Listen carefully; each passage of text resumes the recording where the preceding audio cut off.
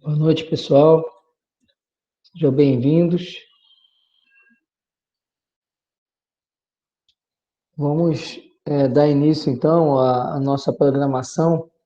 Nesse primeiro horário aí de 6h20 até agora 7h10, foi estipulado que vocês teriam tempo para assistir as duas videoaulas que eu preparei, né?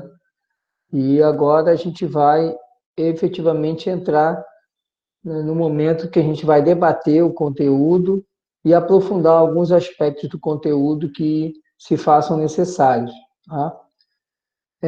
Eu queria lembrar o pessoal que, quando fosse usar um nome de avatar, colocassem um nome, pelo menos um nome e o sobrenome, para eu identificar vocês na hora de fazer a chamada, tá bom?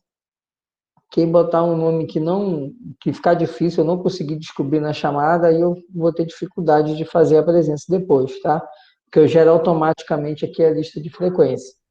Então, depois só o pessoal lembrar de utilizar um nome, né? Lembrar sempre de botar um nome e um sobrenome para facilitar.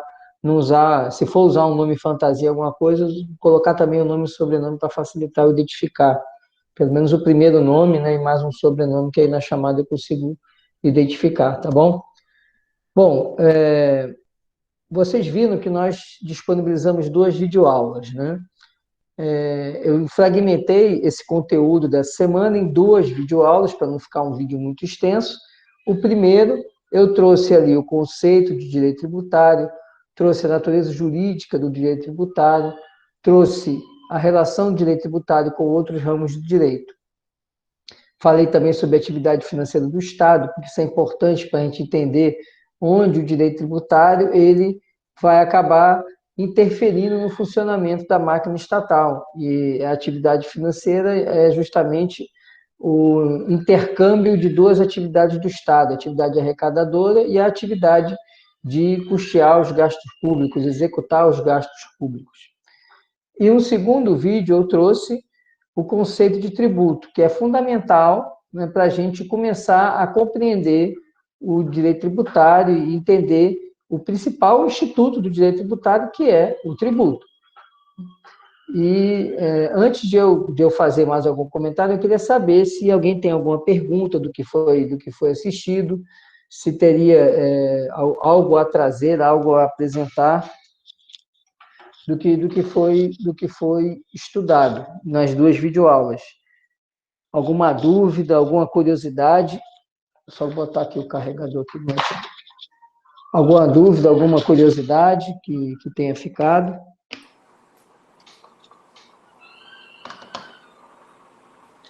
Nada? Tem alguém aí, gente? Eu estou sozinho? Como é que é? Vamos interagir? Vamos bater um papo? Boa noite, Oi, boa professor. noite, Ana. Tudo bom? Tudo bem?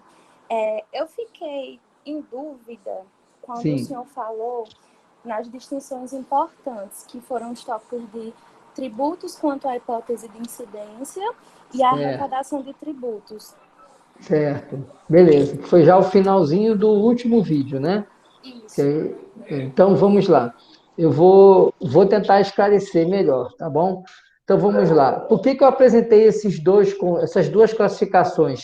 Mais à frente, lá na unidade 5, nós veremos uma classificação maior dos tributos, tá?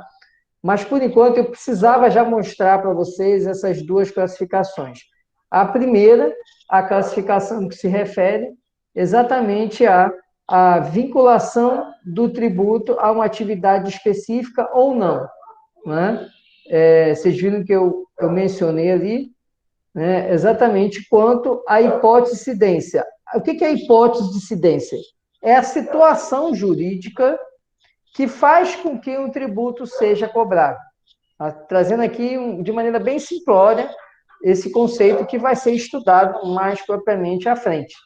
Só que, para a gente estudar agora os princípios, que vai ser o que a gente vai estudar a partir de semana que vem, e vai ser uma matéria que vai levar a gente até o fim, até a AV1, vai ser uma unidade muito grande, essa unidade 2, eu precisava que vocês compreendessem essa classificação dos tributos quanto à hipótese de incidência. E quanto à hipótese de incidência, eles podem ser vinculados ou não vinculados. O que são tributos vinculados quanto à hipótese de incidência? São aqueles em que existe uma atuação específica do Estado. Então, você tem... Nosso sistema tributário ele tem 5 espécies de tributos. Tá? Temos os impostos, as taxas, as contribuições de melhoria, os empréstimos compulsórios e as contribuições em geral, que são do artigo 149 da Constituição, que eu costumo dizer contribuições em geral. Acontece o seguinte, os tributos, quanto à hipótese de incidência, eles são vinculados ou não vinculados. O que são os tributos vinculados? É aquele em que existe uma atividade específica do Estado que faz com que o tributo seja cobrado. Por exemplo, a taxa é um tributo que é cobrado em razão de determinadas atividades estatais. Que atividades? Exercício do poder de polícia, atividade de fiscalização. Então, por exemplo, para você abrir uma empresa e ela funcionar, você tem que ir na prefeitura pedir o alvará. Quando você vai pedir alvará, você é cobrado por esse alvará. O que é que eles estão cobrando? Uma taxa de exercício do poder de polícia. Por quê? Porque o Estado, no caso o município, ele precisa ter uma estrutura que vai realizar essa fiscalização de que aquelas atividades são compatíveis com o interesse da sociedade, que aquela atividade está sendo desempenhada no local adequado, no espaço adequado, né, digamos que seja uma atividade industrial, então ela não pode ficar numa área residencial. Então, o Código de Posturas, o PEDOT, né, o Plano de Ordenamento Territorial, ele vai dizer que vai ter uma área específica, normalmente distrito industrial, onde vai funcionar aquela indústria. Então, não pode abrir lá no centro da cidade, não pode abrir num bairro residencial. Para isso, vai existir o alvará. O alvará é a autorização de funcionamento. Quando o empresário pede esse alvará, ele está demandando um serviço específico, porque eu, por exemplo, que não tenho empresa, que não sou empresário, eu não preciso de um alvará de funcionamento. Mas quem é empresário e vai abrir uma empresa, precisa. Então, percebe que isso é uma atividade do Estado específica, que não é todo mundo que vai utilizar? Só quem vai utilizar é aquela pessoa que precisar daquele serviço. Outro exemplo, o Inmetro. O Inmetro, eles exercem a fiscalização de equipamentos, normalmente balança, bomba de gasolina, tem que ser aferida pelo Inmetro, enfim, equipamentos em que eles vão medir alguma coisa, vão pesar, vão medir em quantidade de litros, de metros, tudo isso tem equipamentos que são aferidos pelo Inmetro. Quando o dono de um restaurante lá, que vende comida aquilo, tem lá a sua balança, o Inmetro vai periodicamente, eu não sei como é que é na legislação do Inmetro, se é anualmente, se é a cada 2 anos, mas ele vai lá anualmente aferir a balança, vai verificar se ela está funcionando adequadamente. Quando ele confere a balança, ele vai lá, bota um lacre para dizer que ela está aferida, está verificada, e o empresário vai pagar uma taxa. Não é porque ele está sendo multado porque está funcionando e tem a balança, é porque ele está pagando por uma atividade que atende especificamente a sua atividade comercial. Então, uma atividade que o Estado precisa desempenhar para atender setores específicos da sociedade. Isso é a taxa, eu estou dando exemplo de taxa. Outro exemplo são as contribuições. Você tem a Previdência Social, então as contribuições são também tributos cuja hipótese de incidência ela é vinculada. Por quê? Você paga a contribuição previdenciária, paga seu INSS, para que você tenha os benefícios previstos na legislação da Previdência Social, para que você tenha o auxílio-doença, para que você tenha aposentadoria por invalidez, aposentadoria por tempo de contribuição, tudo isso são benefícios previstos na legislação. Então, quando você paga lá, quando é descontado no seu salário essa contribuição, ali é o quê? É um tributo cuja hipótese de incidência é vinculada. Vinculada ao quê? A uma atividade que é a autarquia previdenciária, o INSS, que recebe aquele recurso que é descontado do seu salário, ele recebe aquele recurso através do empregador. O empregador desconta do seu salário e remete, e deve recolher, juntamente com a contribuição devida pelo empregador, deve recolher ao INSS. Essa contribuição, que é um tributo, porque você não tem a faculdade de escolher ou não se vai pagar essa contribuição, ela é um tributo por isso, porque ela é imposta por meio de lei. E você paga essa contribuição em razão de quê? Não é para funcionar a escola, não é para funcionar a segurança pública. Esse tributo ele ele está vinculado a uma atividade específica do Estado. Então, por isso, a classificação dele quanto à hipótese de incidência é um tributo vinculado. E o não vinculado é aquele que você paga, mas o Estado não tem que lhe entregar nenhuma contraprestação. Entregar, que eu digo, diretamente. Quando você paga o seu imposto de renda, quando você tem o seu imposto de renda descontado no seu salário, você não está pagando imposto de renda para ter saúde e educação. É uma obrigação do Estado fornecer isso. Mas aquele dinheiro que desconta de você, o Estado não vai pegar aquilo ali e vai jogar R$ 10 para a saúde, R$ 10 para a educação. Não. Ele vai pegar aquele dinheiro e vai realizar toda a sorte de serviços que são serviços gerais, serviço útil universo, como diz lá a classificação do direito administrativo. Então, você vai ter uma gama de serviços que o Estado ele deve prestar para toda a sociedade, e esses serviços eles estão atrelados a tributos que não têm hipótese de incidência vinculada. Então, já está entrando automático, viu, Mirela? Aqui eu coloquei um aplicativo que ele autoriza automático, viu? Então, assim, a pessoa tem que clicar e ela vai entrar automaticamente, tá? Todo mundo que está entrando aqui, eu não estou clicando para autorizar, não, tá? Todo mundo está conseguindo entrar automaticamente, tá? Não estou precisando mais autorizar, não. Vamos lá. Então, essa é a primeira classificação, Ana. Então, quanto à hipótese de incidência, tá certo? A segunda classificação é quanto ao destino da arrecadação, que ela é muito parecida com a hipótese de incidência. Por quê? Você vai ter os tributos de arrecadação vinculada, os vinculados quanto à arrecadação, significando o quê? Quando você paga o tributo, aquele dinheiro tem que ir para aquela conta específica, digamos assim. Só pode ser usado naquilo. Aí vamos ter o mesmo exemplo, porque os tributos vinculados quanto à arrecadação também vão ser vinculados em relação à hipótese de incidência. Porque o dinheiro lá da taxa que vai para o Inmetro é para ser usado no Inmetro. Não pode pegar o dinheiro da taxa e utilizar para pagar a saúde. Porque aquela taxa do Inmetro é para custear o serviço da autarquia Inmetro. Então, a contribuição previdenciária que você paga da mesma forma vai para a autarquia INSS e aquele dinheiro tem uma destinação específica. Ele só pode ser usado para quê? Só pode ser usado para custear aqueles benefícios previdenciários que estão previstos na lei da Previdência Social. Não pode pegar aquele dinheiro e utilizar para pagar juros da dívida pública. E os que têm arrecadação não vinculada também será a mesma situação daqueles que não têm hipótese de incidência vinculada. Por quê? Você vai ter recursos que vão ser arrecadados, e aí por isso que são os impostos. Por quê? Porque os impostos ele não têm hipótese de incidência vinculada, não tem uma atividade estatal específica. Então, você não paga, por exemplo, IPVA para ter rua asfaltada. Não cometam mais esse equívoco de quem não conhece direito tributário. A rua asfaltada, ela pode ser asfaltada até com recurso lá do imposto, mas não quer dizer que vai ser recurso do IPVA, pode ser recurso do ICMS, pode ser recurso do ITR, no caso federal. Enfim, por quê? Porque o imposto ele é um tributo também de arrecadação não vinculada. Ele cai numa conta grandona, que é a conta única do Tesouro, e esse dinheiro pode ser utilizado para qualquer situação. Tá? Deixa eu ver aqui, tem uma pergunta aqui. Alguma exceção em lei para arrecadação vinculada ser destinada para as atividades? Viviane, há uma exceção, na verdade, constitucional, tá? Que é um tema que a gente vai estudar mais à frente, mas eu posso trazer já para esclarecer.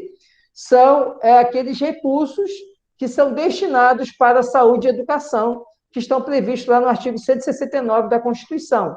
Aquela previsão lá de receita de impostos vinculada, não quer dizer que é um imposto específico, quer dizer lá que 30%, por exemplo, da arrecadação apurada com ICMS, na verdade, com os impostos, né?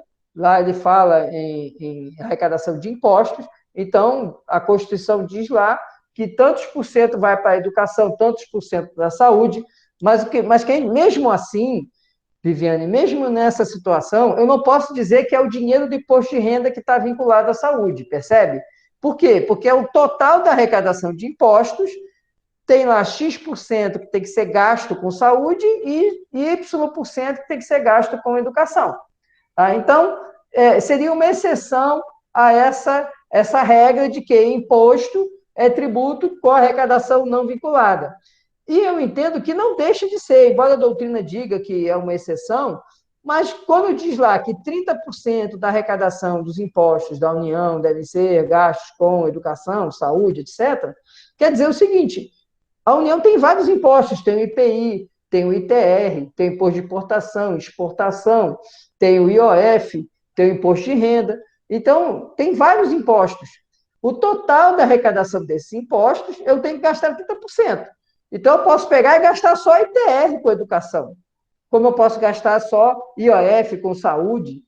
Essa escolha vai ser de quem? Do gestor, do administrador. Desde que ele gaste X%, aquele parâmetro constitucional, com saúde e educação, tá? Então, Viviane, a doutrina apresenta como uma exceção a essa regra de que os impostos são tributos não vinculados contra a arrecadação.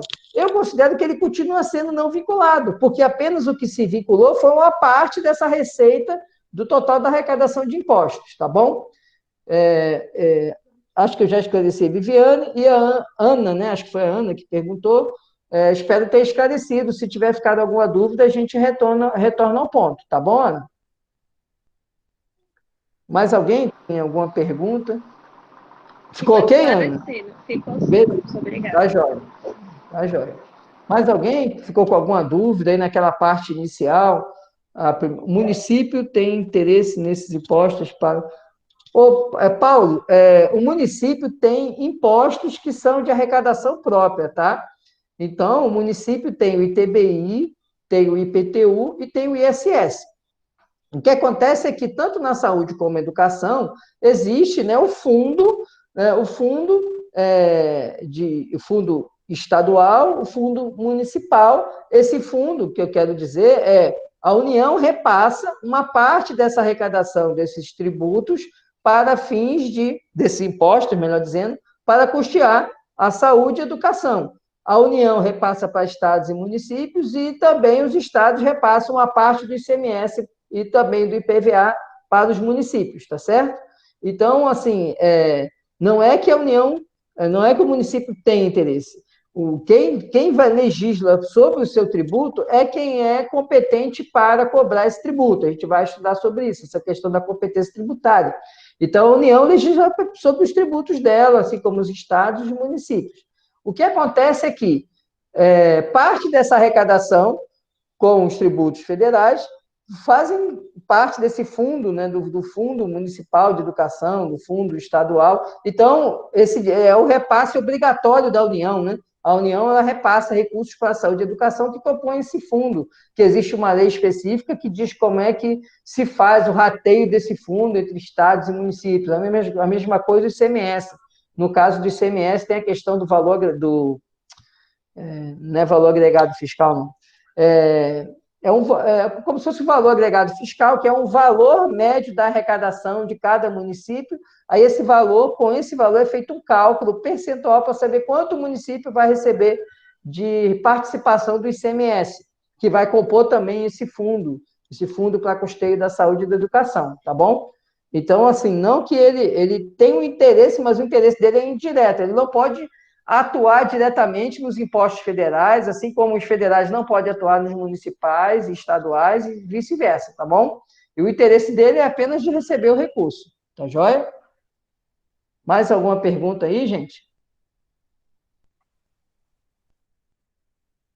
Daquela primeira parte do Conselho de Direito Tributário, vocês conseguiram visualizar essa questão de que o direito tributário ele tem um aspecto que funcionar como instrumento de regular uma atividade do Estado, ou seja, a atividade arrecadadora do Estado ela está pautada exatamente no direito tributário. Então, os tributos quando eu digo Estado, gente, entendam sempre União, Estado, Distrito Federal e municípios, tá? Unidade federativa, tá bom? Eu falo Estado nesse sentido, de unidade federativa, tá? Não apenas de Estado no sentido de unidade federativa, Estado, e sim Estado como parte da República Federativa do Brasil, União, Estado, Distrito Federal e municípios. O que acontece é que o direito tributário ele vai regular essa função estatal, mas também ele tem um papel importante de proteger o cidadão no momento em que o Estado funciona nessa atividade. Então, o direito tributário, vocês viram lá no conceito de tributo, né? Ele é cobrado mediante atividade administrativa plenamente vinculada. Por quê? Porque ele deve observar uma série de regramentos, e esses regramentos vinculam totalmente a atividade arrecadadora. Então, não há discricionalidade no direito tributário. Vocês vão ver, conforme a gente for avançando nos estudos, que nenhum ato administrativo em matéria tributária ele é discricionário. Se for matéria tributária, se for matéria de gestão, não, né? Matéria administrativa, está lá o chefe da repartição, aí ele vai fazer uma carta convite para... Já vou responder aqui a Viviane, tá? Ele vai fazer uma carta convite para comprar determinado insumo que está precisando. É uma questão administrativa, uma questão de gestão, ele vai ter que observar os regulamentos da 8666. Mas, no aspecto tributário, quando ele vai lançar um tributo, quando ele vai cobrar um tributo, ele tem que cumprir estritamente o que está na lei, ele não tem margem discricionária, tá bom? Possibilidade de intervenção federal em caso de não repasse de receita tributária ao município, vale tanto para arrecadação vinculada e não vinculada? Viviane, você está falando intervenção em município, é isso? É isso que você quer dizer? Ou não repasse de recurso que seria do município? Você pode só explicitar, que eu fiquei com essa dúvida aqui.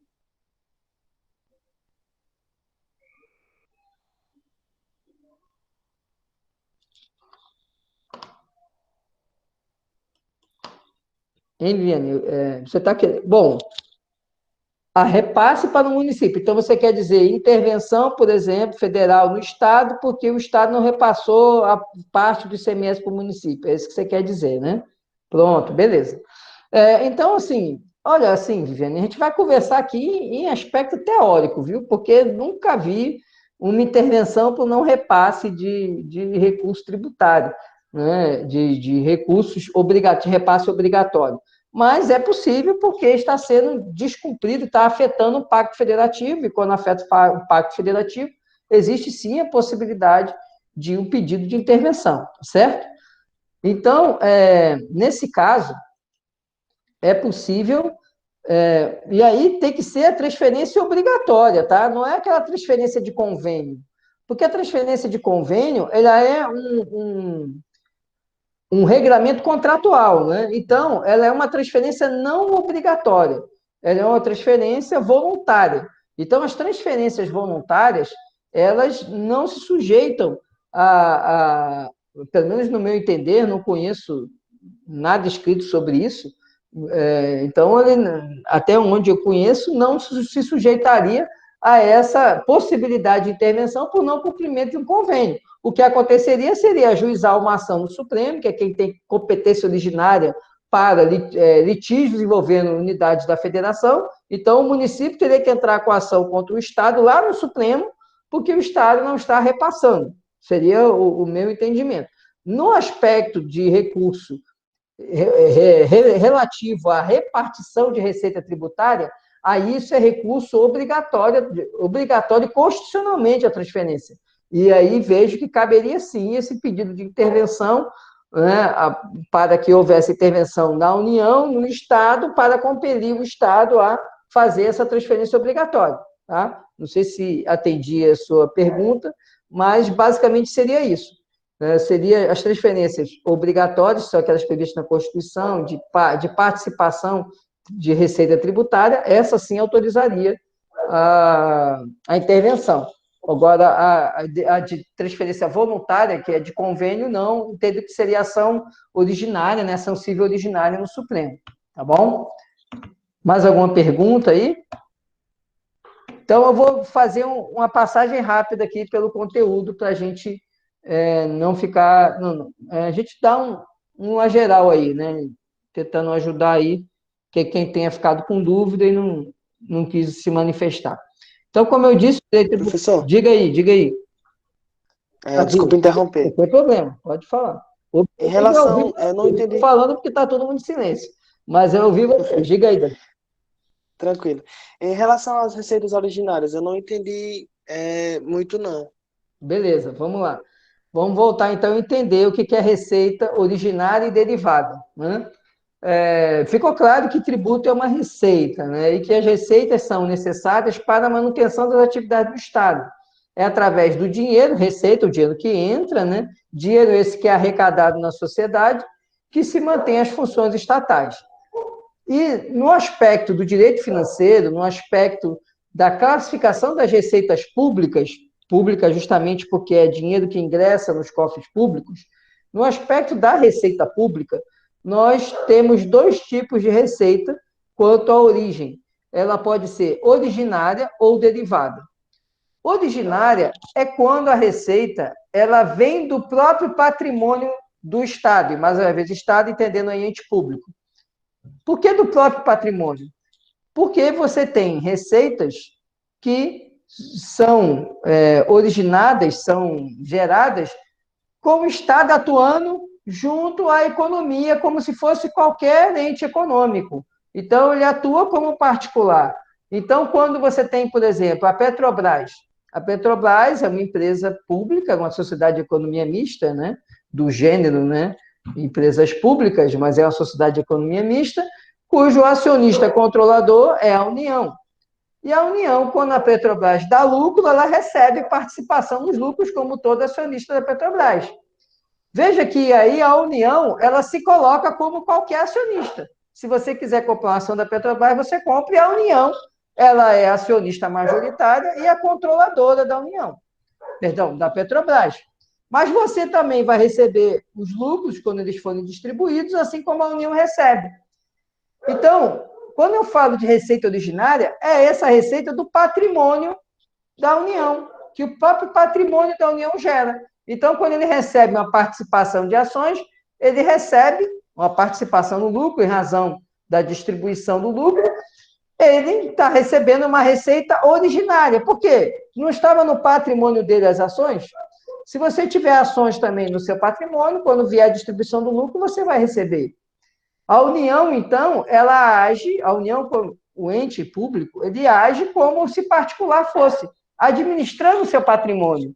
Quando ele faz uma aplicação financeira, tá, daqui a pouco eu respondo, Marcos. Quando ele faz uma aplicação financeira, ele está fazendo igual você pode fazer uma aplicação financeira, mas essa receita que vem da aplicação financeira é uma receita pública originária, porque resulta da administração do próprio patrimônio do ente público. Igual deu o exemplo lá do prédio que o município aluga. Tinha lá um colégio, desativou, não tem mais interesse, não quer fazer a reforma, e chega um particular e resolve propor alugar aquele imóvel. O município aluga aquele imóvel e, alugando, ele vai receber, né, os aluguéis. Esse recebimento dos aluguéis corresponde ao quê? A uma receita pública originária, porque origina do próprio patrimônio da pessoa, no caso aí do ente público. E a receita originária, ela se contrapõe à receita derivada. Por quê? Ela é derivada porque ela deriva do patrimônio da sociedade, não é o próprio patrimônio do ente público gerando receita. É o patrimônio de um terceiro, que é a sociedade. E essa receita derivada, como ela não é voluntária, porque concorda que lá na receita originária ela é voluntária, eu celebro um contrato de aluguel porque eu tenho interesse em alugar aquele prédio do município, eu poderia não celebrar. Então, ela resulta de obrigações voluntárias. Na receita derivada, não. Ela deriva do patrimônio da sociedade e ela vem do patrimônio da sociedade em razão do poder de império. É o Estado, por meio da lei, obrigando que a sociedade entregue recursos financeiros para o funcionamento do Estado. Por isso que os tributos são a principal espécie, né, corresponde à principal espécie de receita derivada, receita pública derivada. Existem outras receitas públicas derivadas? Existem. Por exemplo, as receitas de multas, as multas ambientais, multa de trânsito, toda e qualquer multa, multa que eu digo em razão de descumprimento de alguma norma, né, de algum ato público, essa multa ela é uma receita pública derivada. Mas veja, lembre-se lá do Conselho de Tributo que multa não se confunde com tributo, tá joia? Esclareci aí, Davi? Sim, obrigado. De nada. Deixa eu responder aqui o Marcos aqui. Quantidade de leis que regulam a questão tributária. A descentralização dos impostos seria uma opção viável para o enxugamento do Estado? Marcos, a gente precisa entender descentralização em que sentido, né? Porque, assim, o próprio sistema tributário ele é desenhado de maneira que estados e municípios tenham tributos de sua competência. No caso dos impostos, que é uma espécie tributária, você tem um desenho também de tributos que são de interesse, que são de competência do Estado, do município e da União. Então, vamos lá, vamos fazer esse desenho rapidamente para você poder entender esse raciocínio de descentralização, porque, na verdade, o sistema tributário ele não é regulado pela descentralização, sim pela autonomia dos entes federados. Então, os entes federados são autônomos, a Constituição entrega um pacote de tributos para cada um. Então, vamos entender aqui. Por exemplo, no caso dos impostos, alguns impostos não teria como deixar de ser da União. Por exemplo, imposto de importação e exportação, porque quem regula o comércio exterior é a União. Então, tem que ser a União mesmo. Você tem o IPI, você tem o ITR, que é IPI sobre produtos industrializados, ITR sobre propriedade territorial rural. Você tem imposto de renda, imposto de renda e IOF, imposto sobre operações financeiras. O IOF, na minha visão, também não teria como ser um imposto que poderia ser desmembrado, entregue para estados e municípios. Por quê? Porque o IOF ele tem função de regular mercado financeiro e mercado cambial. Então, é uma questão de política até de comércio exterior, de balanço monetário internacional. Né? Então, você não tem como descentralizar isso. Sobraria o quê? O que daria para mexer? IPI, você poderia mexer, imposto de renda, poderia mexer, ITR também você poderia mexer. Então, esses 3 impostos daria para você tentar mudar o desenho do sistema tributário, e que é o que se propõe com a reforma tributária, com a criação do IBS, do Imposto sobre Bens e Serviços, tá? Pronto, aí eu tô chegando nisso, Leandro. Eu estou chegando agora nessa questão da unificação dos impostos, porque o IBS, esse Imposto sobre Bens e Serviços, nós temos 4 projetos de reforma tributária tramitando no Congresso, tá? Tem 2 mais adiantados, tem um na Câmara, um no Senado, e tem um que está meio esquecido lá na Câmara, e tem um outro que ingressou esse ano, mas que, na verdade, ele vai ser incorporado ao principal que está tramitando na Câmara, da Câmara está bem mais adiantado. Então, a ideia é criar esse IBS, que ele vai aglutinar vários impostos. A proposta é criar o IVA, que é o chamado Imposto de Valor Agregado, que é um imposto que existe nos países civilizados. Né? No Brasil ainda não existe, mas nos países civilizados existe. O que é o Imposto sobre o Valor Agregado? Quando você compra o produto, você sabe que está pagando ali 5% que é desse imposto. E pronto. E você só tem isso. Não tem benefício fiscal, ninguém tem isenção de nada. Então, não fica a parafernália, Marcos, do nosso sistema tributário, é fruto, principalmente, de grande quantidade de benefícios fiscais que são dados. É muito benefício fiscal. É benefício fiscal que não acaba mais. No final das contas, ninguém sabe quem paga, né? Aí o empresário bota lá um impostômetro dizendo que foi arrecadado 1 trilhão, mas ele não diz, por exemplo, que ele tem isenção para ICMS. E aí você vai ver, ele produz, como eu vi quando eu era editor da Receita, né, caixa d'água de amianto com isenção de ICMS. Como é que pode uma caixa d'água de amianto, um produto ser isento? Né? Um produto tão nocivo tinha que ser tributado até mais. Né?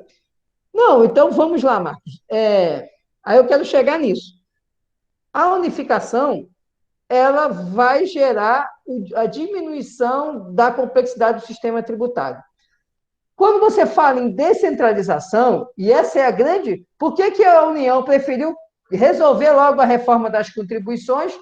Porque todas as contribuições ali, que vão ser unificadas numa só, são contribuições da União. Então, não dá briga. Agora, tenta sentar com o Estado e município para negociar perda de arrecadação. Porque o município não quer perder, o Estado não quer perder. E quem é que vai perder? Ninguém quer. Então, como é que você vai descentralizar se o Estado também não quer perder a arrecadação? A União também não quer, lógico, mas a União tem um aporte maior de arrecadação. Então, a União consegue equilibrar mais suas contas. Mas o município e o Estado, qualquer alteração no sistema tributário, você pode levar à falência, mais do que você já tem municípios falidos no país, você leva à bancarrota quase a totalidade de municípios, com uma simples alteração na estrutura de um imposto. Por exemplo, se alterar muito a estrutura do ISS, tem município que quebra, porque tem municípios do grande ABC paulista, da região metropolitana de São Paulo, que vivem só em função de empresas que se deslocaram para esse município, que prestam serviço em São Paulo, mas elas botaram a sede lá no município porque tem um benefício fiscal no ISS naquele município. E aí o que acontece? Se você muda essa estrutura, aquela empresa vai sair de lá. Então, aquela cidade que ficou conhecida lá como Bolsão Tecnológico, na verdade, ela só tem salas ali e que o serviço dela todo é prestado em outro local, mas que aquele município para ele foi bom, porque ele passa a arrecadar mais ISS. Isso vai gerar, como consequência, a bancarrota desse município, porque aquela empresa não tem mais interesse em ficar lá.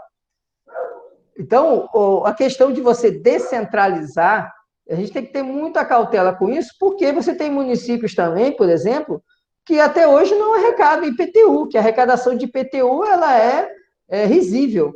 Um imóvel custa ali 50 mil reais e é tributado R$1.000, aí joga 2% em cima de R$1.000, R$20 de IPTU. Por quê? Porque o prefeito não quer se desgastar tributando, aumentando ali a base de cálculo, porque toda vez que acontece isso, é uma gritaria geral. Então, essa questão da descentralização é o maior debate na reforma tributária. Você tem ali, cada uma dessas 4 reformas que eu falei, tem um modelo desse IBS. Uma criou um modelo híbrido, que o imposto seria legislado pela Câmara, olha aqui, pela Câmara não, pelo Congresso, perdão, olha aqui que doideira. Imposto legislado pelo Congresso, então seria uma lei federal, mas esse imposto, a iniciativa da lei seria de governadores, de prefeitos, de câmaras de vereadores e de assembleias legislativas.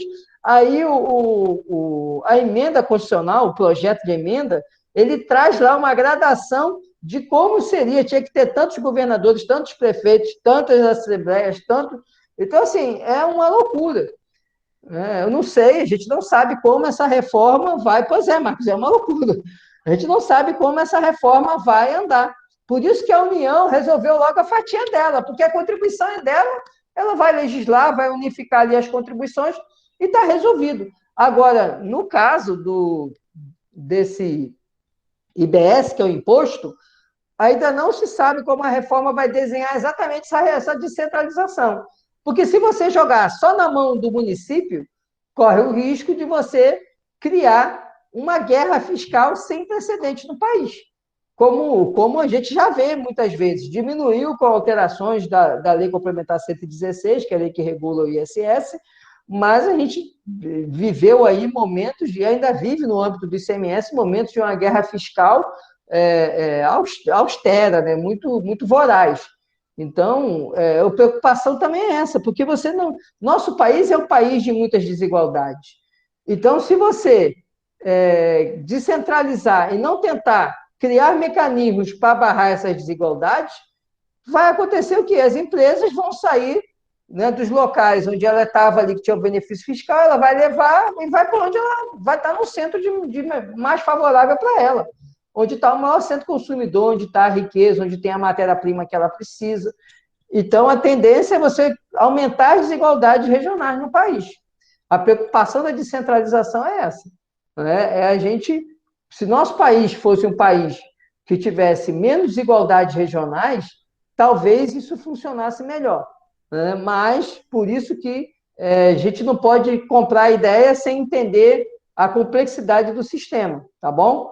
E, assim, eu estou adiantando um assunto com vocês que, na verdade, é um assunto do próximo semestre, tá? Então, assim, quem deu uma voada aí, fiquem tranquilos, é porque levantaram essa polêmica da reforma tributária, mas a gente vai caminhar esses 2 semestres para que vocês consigam compreender melhor essa questão da estrutura do sistema tributário, tá certo? Então, quem ouviu aí, não se assustem, não saiam, tá? Porque depois a gente vai ajustando e vai conseguindo compreender melhor. Tá joia? O Marcos, aí o Leandro também, né? Que seria, né? Falou aí da unificação, acho que eu consegui atender também a sua pergunta aí, Leandro, nesse bate-papo aí, tá bom? Mais alguma pergunta aí de vocês?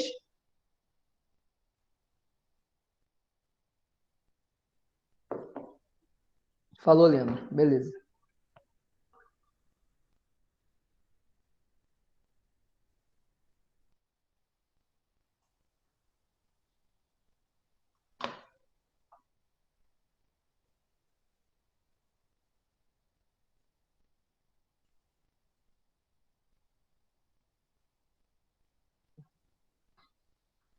Ninguém mais tem pergunta? Então, eu queria só reforçar aqui, nesses últimos 5 minutos, antes da gente encerrar, queria reforçar com vocês a questão da importância do conceito de tributo, tá certo? Lembrar que tributo é prestação pecuniária compulsória, né, que a gente viu, né, ou seja, ele é um elemento de uma obrigação, que a gente vai estudar a obrigação tributária, e como elemento obrigacional, você tem uma prestação.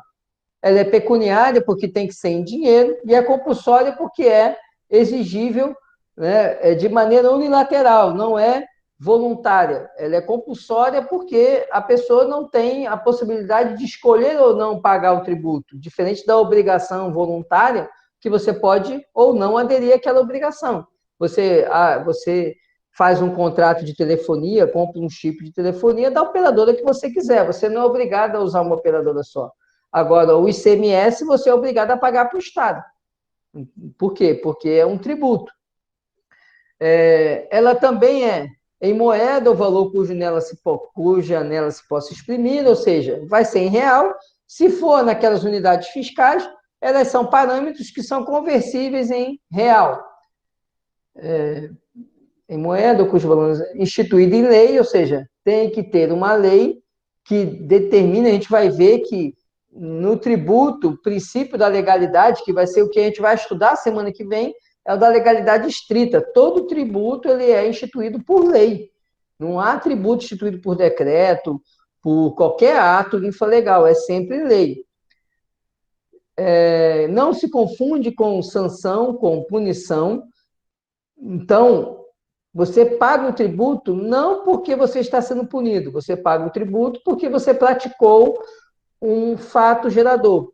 Então, ele não se confunde com a multa, que a multa é uma punição administrativa pelo descumprimento de uma norma. E aí vem a multa de trânsito, multa ambiental, etc. Multa não se confunde com tributo, porque tributo ele é cobrado porque você apenas se adequou à lei. Sim, aí o Frank aqui perguntou, né, da ação em pagamento de bens imóveis, né? Então, Franklin, é verdade, é possível sim. Foi uma alteração realizada em 2001 ou 2002 no Código Tributário, em que se criou mais uma hipótese de extinção do crédito tributário, que é a dação em pagamento de bens imóveis. É uma exceção, na verdade, não é uma exceção. Alguns autores falam que seria uma exceção a essa questão da natureza pecuniária, né, do tributo. Mas não deixa de ser pecuniário. Você apenas, ao invés de entregar o dinheiro, você vai estar entregando um imóvel, mas esse imóvel também vai ser valorado economicamente em moeda. E a dação em pagamento em bens imóveis, ela é regulada por lei específica. Então, o Estado, a União tem sua lei que regula a dação em pagamento de bens imóveis, o Estado tem sua lei, o município pode ter sua lei, eu não sei, não conheço um município que tenha já essa previsão, né? Porque normalmente o município não tem interesse em ficar recebendo imóvel como pagamento de tributo. Primeiro, porque os imóveis às vezes têm um valor muito baixo, né? Segundo, que a lei federal, por exemplo, ela é uma lei muito complexa. Para você fazer a dação de pagamento de bem imóvel, tem uma série de requisitos. O imóvel tem que passar por avaliação, não é aquele valor que você acha, vai ser o valor que o Estado der. Então, assim, se você for lá, quer entregar seu imóvel para pagar um tributo, a União vai dizer, olha, eu avalio esse imóvel em X. Não adianta você querer negociar para aumentar, porque ele vai dizer, ó, se você não concordar, não tem problema, você paga o tributo. Pague com dinheiro. Eu não tenho interesse em receber o imóvel. Então, assim, é uma situação muito desfavorável. O imóvel tem que atender o interesse público, então tem que ser um imóvel que possa ser utilizado pelo ente público. Não adianta, sei lá, querer entregar um apartamento. A União não vai ter, provavelmente não vai ter interesse num apartamento. Ela pode ter interesse numa área maior, numa área mais central de uma cidade, onde ele possa construir um prédio, fazer alguma obra, colocar algum equipamento público, mas ele não tem interesse em um apartamento, numa casa, só se talvez ele for querer colocar alguma unidade, numa unidade administrativa numa cidade menor, mas se for uma cidade maior, não interessa para ele uma casa. Então, é uma lei que coloca tantos requisitos, tantas condições, que acaba que a dação em pagamento ela é pouco utilizada. Ela acontece mais quando a União tem interesse no imóvel. Então, sabe lá que tem uma determinada grande propriedade de uma empresa que está quebrando, ele tem interesse ali, porque ali aquele galpão, por exemplo, ele pode transformar aquilo e colocar ali um hospital, é um terreno bem localizado, ele pode construir um hospital. Aí é mais quando a União tem interesse do que efetivamente quando o contribuinte tem interesse. Então, ela é sim possível, é previsto no Código Tributário, mas é uma hipótese muito pouco utilizada, tá certo, Frank? Dadas as dificuldades que a própria lei apresenta. Já faltam 3 minutos aqui, eu vou encerrar, então, lembrando a vocês que amanhã teremos estudos de caso, teremos um estudo de caso disponível na plataforma para vocês fazerem a atividade de amanhã. Eu já vou liberar o estudo de caso agora, tá? Eu sempre vou liberar depois dessa aula presencial, dessa aula de quinta. Por quê? Para que vocês aproveitem esse momento comigo para a gente interagir e aprofundar o estudo, tá? Se eu colocar logo no início da semana, vocês vão se preocupar em fazer, e a finalidade do estudo de caso é consolidar o conteúdo da semana, tá bom? Então, assim que a gente encerrar a aula, eu já vou liberar. Quem quiser já ir fazer, pode fazer, vai valer para a frequência amanhã. Só aceito quem fizer até amanhã. Quem fizer sábado, domingo, já não dá para considerar para a frequência, tá certo? Então, procurem fazer até amanhã. Sugiro que aproveitem o horário da aula, que tem amanhã 50 minutos para fazer esse estudo de caso. Então, aproveita, já vai, né, vai revisar a matéria da semana e faz o estudo de caso, tá certo? Mais alguma pergunta, gente? Alguém tem mais alguma dúvida? Não? Então, eu vou encerrar a nossa aula, tá bom? Falta aí um pouco mais de 1 minuto. Muito obrigado pela presença de todos. Deixa eu aqui renovar aqui a frequência aqui, para ficar gravado. Opa, Professor, Maiana, diga. Não, é Matheus que quer falar. Sim, Matheus. Oi. no caso dessa atividade.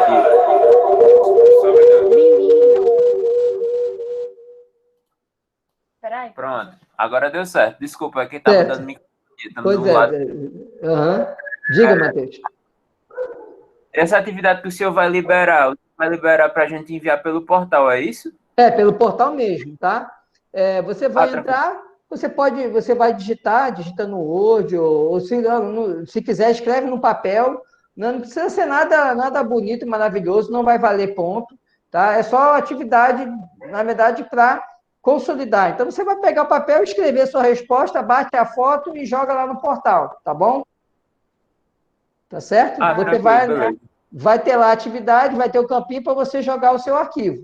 Tá? Ou você faz no Word, digita e coloca, mas não precisa ser nada bonito, nada com formatação maravilhosa. Não. É só você fazer lá e postar, tá bom? Não precisa se preocupar com beleza de apresentação, com muita ABNT, essas coisas não. É só botar lá a resposta ali, 2 parágrafos e você responde a atividade, tá bom? Na atividade da próxima semana, eu vou ver, e quando eu soltar o material da próxima semana, talvez ela já vai valer um ponto da AV1, eu vou ver, da AVP, perdão. Eu vou ver a atividade, eu estou pensando que o tema da semana que vem é muito importante. Aí talvez essa de semana que vem já fique valendo um ponto na AVP, mas semana que vem eu informo a vocês, tá bom? Eu boto um aviso na área. Ainda vou avaliar esse final de semana, quando eu estiver preparando, eu vou avaliar se já coloco para valer um ponto ou não. Tá bom? Porque o tema de semana que vem é muito importante. Dessa semana também mas semana que vem é muito importante. Tá joia? Então, obrigado. De nada. Muito obrigado a todos, então. Uma boa noite, bom resto de semana, bom final de semana. E a gente se encontra semana que vem. Tá joia? Um abraço a todos. Até a próxima semana. E façam as atividades e acompanhem as videoaulas, tá certo? Um abraço a todos. Boa noite.